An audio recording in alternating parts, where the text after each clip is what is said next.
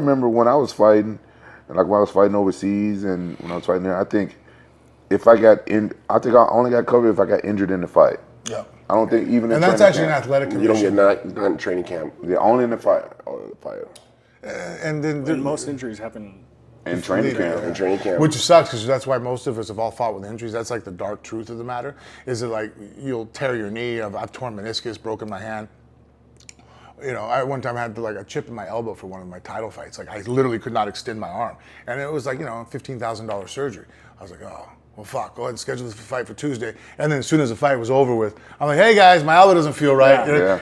That is 90% of every fighter who says he got hurt in the fight, he got hurt before the fight. Yeah. But the way the rules work, he only gets paid if he got hurt in the fight. Wow. Right? Yeah, you only get it taken care of if you got hurt in the fight. I fought when I wasn't supposed to plenty of times. Yeah. Dude, he had a cracked skull in fight. A fractured orbital bone. When I fought Forrest. Yeah, literally like using fractured orbital bone and a ruptured disc in my neck. And I still competed. But you have to, because you're pretty much living paycheck to paycheck. I mean, that's the hard thing. You don't want to miss that purse. You get a good purse. You think about because you already make plans. You get hurt in training camp, like, fuck. You already made plans. You don't want to miss that purse. That's why when you talk about making it public and sharing, like the two things that you said that were extraordinarily impressive that I don't know anybody else that does, maybe you guys, is like being transparent with what we make and take in, like the NFL or NBA would be.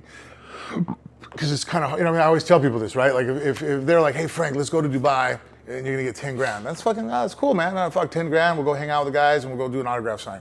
But if all of a sudden I find out like the guys that ran it made $100,000 off of me, made 100 grand off of Tito, 100 grand, I'm like, wait a minute. You guys gave us 30 grand and you guys kept 300,000, you know what I mean? All of a sudden my 10 grand doesn't look that hot, but then those people, they're like, hey man, don't worry about your money, worry about mine. I'm like, but you wouldn't have made that 100 grand without me. Like, you don't think that a fair percentage should be, so that's why people hide their income so that argument doesn't happen. You know what I mean? Like, well, you don't know what I make, just worry about your money. I'm like, I'm being used, man. That kind of sucks. You know what I mean? Like, dude, I thought we were all friends and shit. You know what I mean? Well, fuck, you fucking faked me pretty good. You know what I mean? Like, then I'll explain what the heck he's talking about with the public shares and whatnot, because a lot of people don't know what that means. But also, I didn't want to talk about it because I was like, oh, UFC or Bellator could do this in a heartbeat. But we actually hope they do that. I was gonna say, challenge accepted. Yeah. If you do this before that's capitalism, me, right? Great. Yeah. Someone else does it better than you, then you got to do it better, or they outbeat you. But then that's why competition makes it better for us. I don't see them doing it though. No, because it's out of their pocket. So to explain what that is being a publicly traded company, it has to be transparent. You have to see it. But we can allocate, it'll be kind of an ESOP plan, which is an employee stock option plan. It'll be a fighter-owned league, which not only is their retirement, say they don't want to own a gym, say they can't because they're run out, they can have whatever vesting period or tenure or whichever ways contractually they can get more and more shares.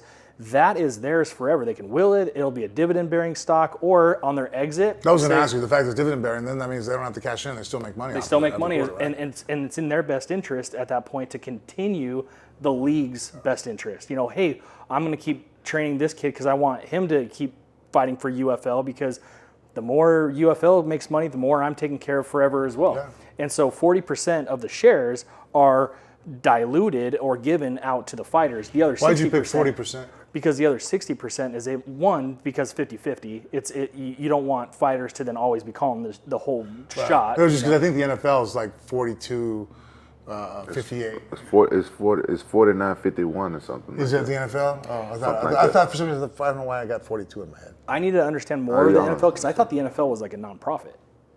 So I could be totally wrong. I know they have it with their league. They set up that like 40, whatever the percentage. Something like that. Goes back to the fighters. Or the players. Yeah, but the owners do own. He's right. The owners. Yeah, they own the majority. They own the majority. Yeah. Because they own the. Yeah, they're controlling rights, right? But it's also different because they have like the franchises that are individually owned that aren't part of that share makeup. I want the whole thing to be publicly